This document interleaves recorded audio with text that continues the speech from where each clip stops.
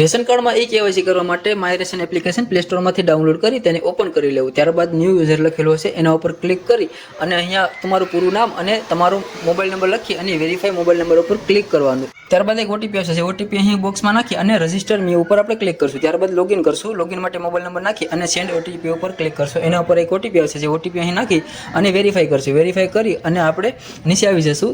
નીચે આવી અને પ્રોફાઇલ લખેલો છે એમાં ક્લિક કરી અને લિંક યુઆર રેશન કાર્ડ ઉપર આપણે ક્લિક કરશું. ત્યારબાદ અહીંયા રેશન કાર્ડના નંબર નાખી અને આધાર કાર્ડના છેલ્લા 4 આંકડા નાખી અને રેશન કાર્ડ આપણે લિંક કરી લેવાનું. ત્યારબાદ આપણે આધાર ઈ કેવાયસીના ઓપ્શન ઉપર આવી જશે.